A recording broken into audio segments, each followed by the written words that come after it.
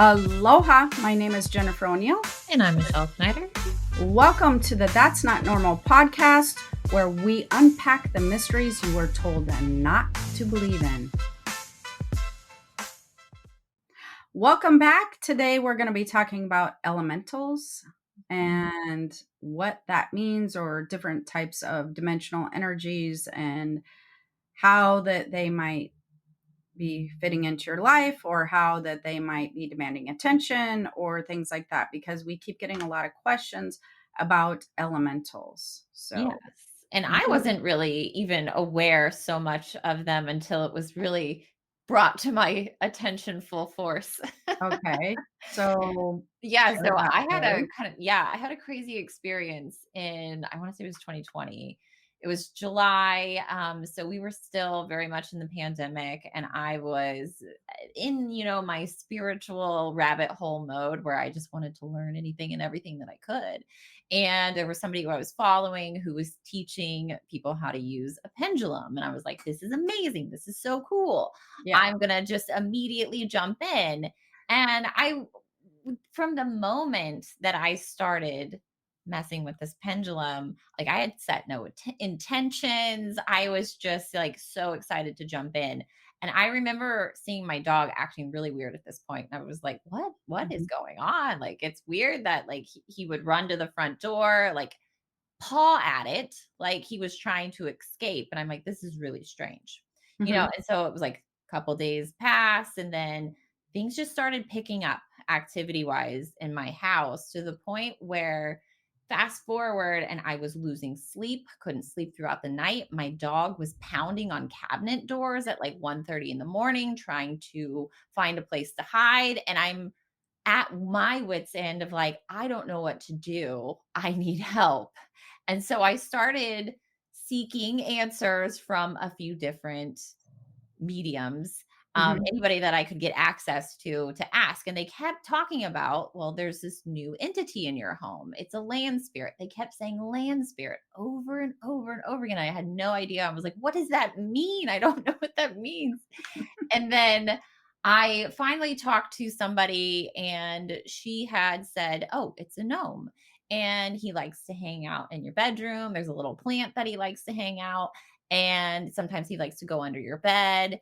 And I remember seeing my dog would would be on the edge of the bed, and it would be looking at the floor, and he would just be watching something walk back and forth. Like it was freaking me out, to the point that I had no idea what to do or how to get rid of it. Okay, first of all, so many comments.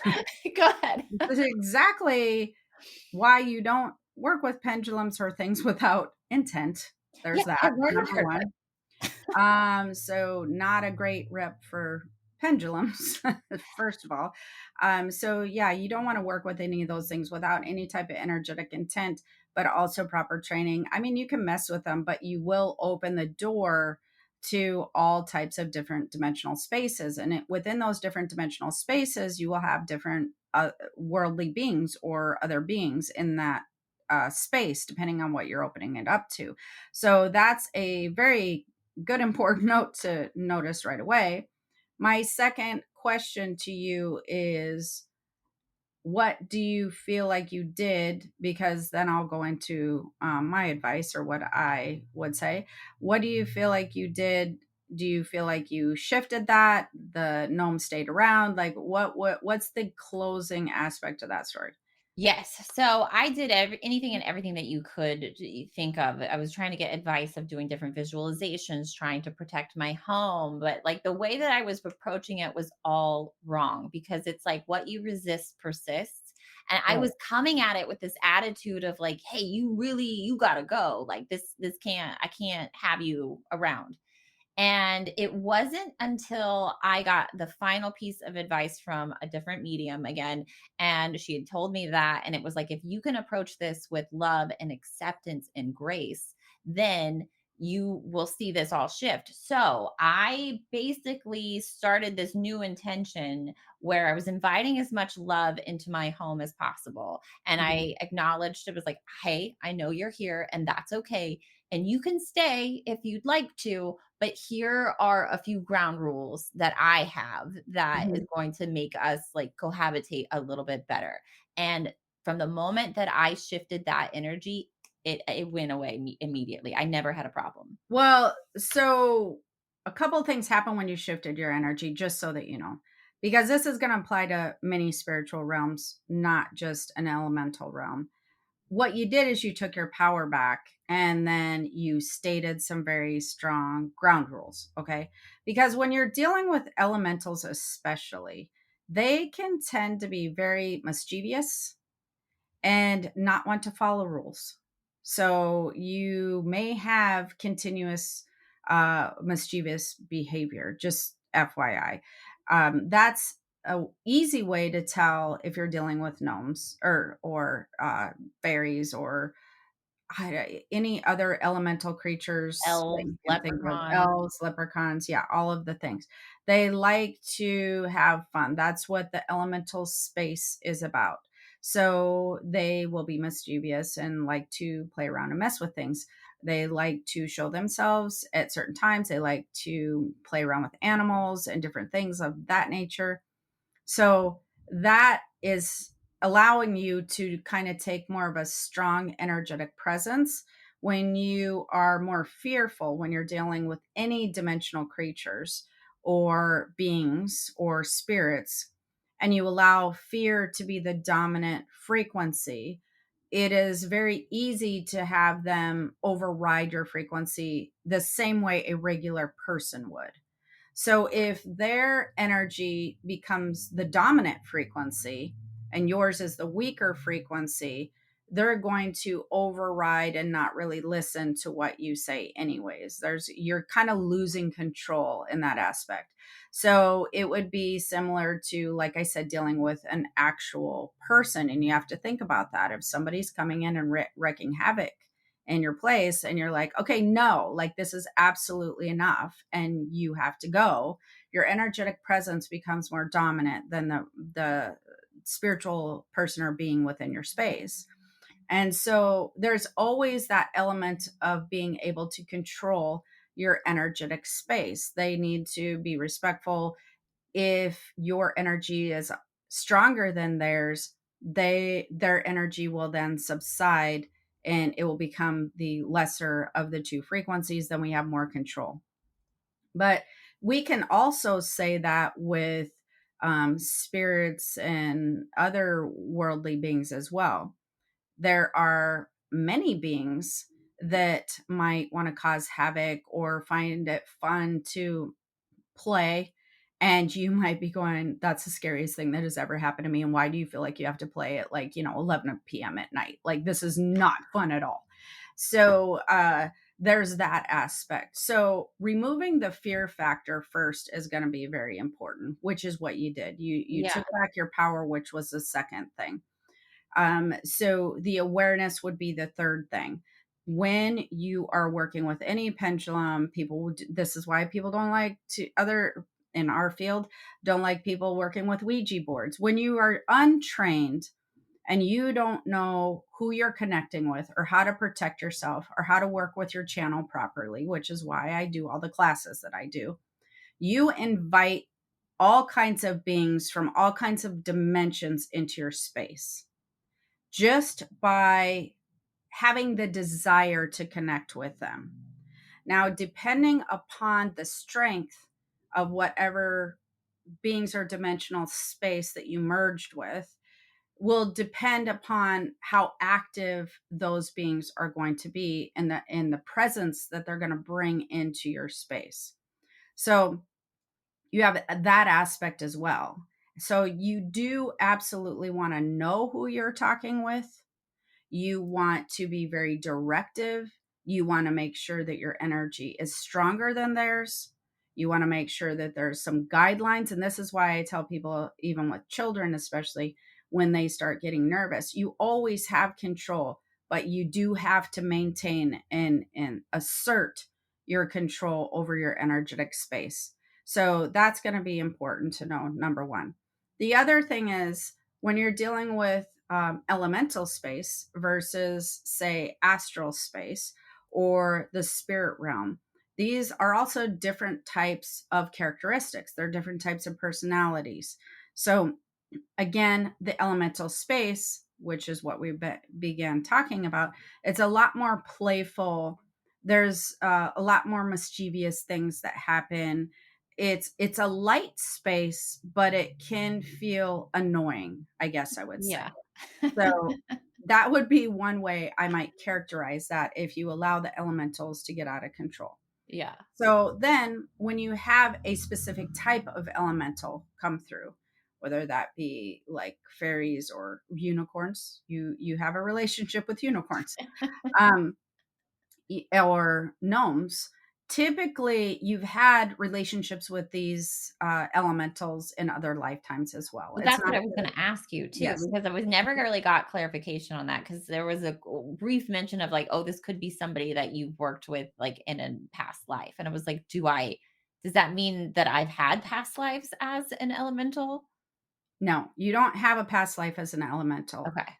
You're not going to cross dimensions like that. And that is something that is good to talk about because an elemental space, a spiritual realm space, astral space, they're different sections in different places. However, you can cross within the astral space and the spiritual realm space. There's a closer relationship between that type of energy where you may live other lifetimes in other planets, but the relationship there is very similar and very close. Your soul energy is the same. But when we're talking about an elemental space, this is a different type of energy and it is not aligned with your soul. It doesn't mean that you couldn't necessarily astral travel or channel with other elementals, you through them or them through you. That's possible, meaning that you can merge energy with them. But you're not going to incarnate as a gnome or a fairy or a unicorn or something like that. However, it also doesn't mean that you don't have a close relationship with elementals or things of that nature. When it comes to animals, animals have a different soul essence and a different soul purpose. They're not going to incarnate as a human, and humans are not going to incarnate as an animal. But we have and can have very strong bonds and relationships with animals in many lifetimes. You can also have this bond and this relationship with an elemental through other lifetimes, and you might not even remember it in this lifetime because maybe it's unfamiliar to you. However, they may remember you, and then when you invite other dimensional beings in, they pop in because they're still very much in alignment with that relationship that you have. Most of the time, when we're dealing with elementals, if they're going to show up in your lifetime, you have recollections or instances with them when you're younger. And recollections could come in the form of dreams or just having a strong like relationship with them. Like, I love unicorns, I love leprechauns, like that kind of thing, like a bond. Yeah. And you may decorate your room with these things, or you're very drawn to fairies, or whatever that case is. That will mean that you freshly remember this bond that you have with the elemental space, and you're keeping that link open, you're keeping that channel open. Then, when you get older, sometimes we close that channel or kind of cut ties with that dimensional space, not on purpose necessarily, but it might be just without you realizing that you're doing it. Because then as you grow older, we get into the unknown, which is that doesn't exist and this doesn't exist and that's not real and whatever. And then you start cutting your relationship and your ties with different dimensions and energetic spaces that you cannot see. The problem is all the other dimensions and all the energetic spaces you cannot see. The only time you can see it is if they come together and form mass, which is then the physical things that you can see. So, but again, then again, that's a very small, tiny little portion of energy. So you start to shift your belief system, shut out, anything that is not visual as you learn to be physical, and then it's a whole nother thing of problems, right? Yeah, yeah, I was just so curious because, like, I just didn't know how we have relationships, with those elementals, so that's Well, you can have very similar relationships of them helping you to navigate. They can give you information. There can be elementals that offer protection. So we can have all kinds of relationships with elementals. They can telepathically communicate with you. They can mind your elemental space, meaning protect you in your elemental space. They can uh, give you messages, help nudge you in a direction, help guide you in a direction towards something when you really align with that space. And how they typically will nudge you towards something is they usually show up um, in their elemental, what would I call that, like the visual aspect of who they are, meaning you might be very drawn to a fairy pen or a fairy drawing that then leads you to something else or something else. And so, you know what I mean? How it yeah. starts to unfold. So, you probably would notice that any gnome that you see would cause some type of physical or emotional reaction because you might notice that there was like a connection or a reminder that of that time and space It was when mostly you were there. PTSD from that experience. Also PTSD. So you override the PTSD though by realizing how much control that you have. So they will show up in places that you're like, oh, there's a gnome. Oh, there's a whatever. You know what I mean? So that they can guide you. They can be companions when you're younger. They can offer protection, all kinds of things. Yeah, I think the most interesting thing that did come out of the whole situation, and by you saying me taking my power back. So, from the moment I moved into my house, there was all kinds of activity. I would brush it off a lot, but Hmm. I mean, I've had everything from there was a door in my kitchen that would just open itself into the garage, Hmm. just open itself every night. To the point where I put a chain on it and then it would still unlatch. It would still open, but the chain would catch it. My TV would turn itself on in the middle of the Hmm. night. I'd go shut it off and then I'd get in bed and then it would come right back on and I would just be freaked out. I've had everything from the curtains closing themselves, glasses spontaneously combusting. Like there's a lot of stuff going on. But Hmm. from the moment that I sort of cleared that energy, I've not experienced anything since. Well, you took your power back. You gained strength with the energetic community, I guess I would say, different dimensional spaces. And so now you appeared to be dominant over that space, you know. So in our household, in our world, we have this constantly TVs turning on and off, lights turning on and off. We will, when it gets really annoying, we'll be like, all right, we're done with this. However, we don't mind it. It's not something that is scary or worrisome or whatever. It can get annoying, Well, when but you live by yourself, it's like, it's yeah, not like the easiest thing. it's probably not. So yeah, the things can start to get annoying, but it's not unusual when you are working within the spiritual realm space as well to just again have that a lot of activity around your house or whatever. So when it comes to alien spaces too, it can be very similar. They work differently and there's different characteristics, so maybe we should explore that also on another podcast and talk about their energy and what maybe they might bring in to your life as well, and like why you would want to be connecting with these energies as well. I think that that might be a good one to explore next. Yeah, I Talk think about that a little bit. But there are so many different dimensional spaces. It's crazy. And they layer. And you can tune into one at a time, or you can tune into several at a time. So you could have different things happening at different times, or a lot of things happening at one time. And they don't necessarily cross over into each other's dimensional spaces.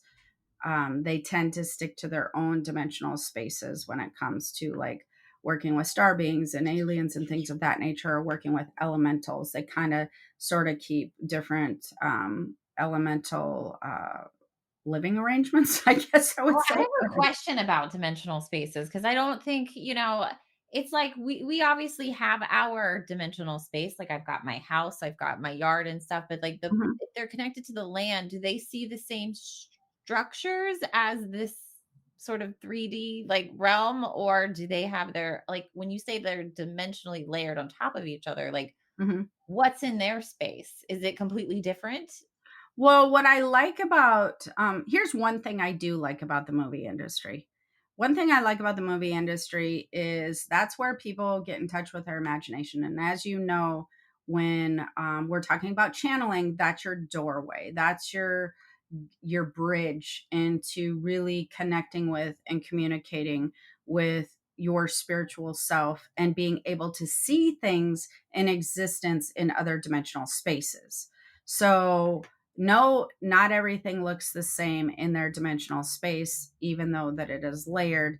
When you're dealing with an elemental space, you're dealing with a lot more earth energy typically. So it's a lot more greenery, a lot more lights, a lot more like flowers, a lot more nature things. Yeah. Typically, when you're dealing with an elemental space, now those things can still exist, even though that you can't see it with the naked eye. Even if that dimensional space might be very near your own personal dimensional space, meaning the physical aspect of your space.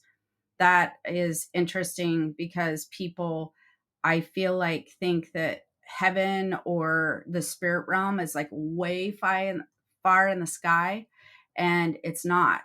It's really about 3 feet above the earth. It's like you're running into the spiritual realm all the time when you're up and walking and moving around. You are right in the spiritual realm space. So when people who might hear spirits and things at night, sometimes they can feel like they're in a party because they're in this spiritual realm space. They're crossing dimensions. They're able to hear it and be in our physical space at the same time, which is absolutely possible. You're fully capable. In fact, that's where you have typically learned to advance your techniques when you do it at will. But people will often do it at night on accident. And that's when their belief system goes down. They're preparing to astral travel, they're preparing to tune in the spirit realm. And you kind of catch yourself semi conscious between uh, both dimensional spaces, having one foot in each dimensional space. So it's a lot closer to you physically than you would think it is. Yeah. Yeah. So, do you have any questions on that? I don't think so. I just think Yeah. it's fascinating, and always wanna learn more about wait, are unicorns considered elemental or no? Yes. They Yes. are? Mhm. Yeah. There you go. Yeah. Maybe your troll, not your troll, what is it? Your I gnome. know. Maybe your gnome's hanging out with your unicorn somewhere. Hope so. Just as long as he's not, like, terrorizing my dog, that's Yeah, fine. there we go. Spirits do that too, though. It's not always elementals. I used to have spirits harassing my dogs all the time, and they were very annoyed by that. They would look up and be barking and barking. So it doesn't matter. It's not always elementals. So it could be spirits. Yeah, So if your animal is reacting, it could be one or the other. It doesn't need to be just an elemental. yeah, They don't like to see spirits in their space either. So they're very, what would I say, protective of their space. So if any other energetic being enters it, they don't like that. There you yeah. My dog was like a grumpy old man, like, and he was, gosh, I don't know, he was probably over 10 at that point, so It was just he was He not was really like, "Just get out. yeah, he Yeah, was you're disrupting my nap time, like, I need you to go." yeah. Yeah, all right. So, as always, if you have any comments or, questions about our episode, go ahead and comment below. And if you like today's video and topic, be sure to give the video a like and subscribe if you haven't already. All right. So, until next time, have the most amazing day. Aloha. Bye. Bye.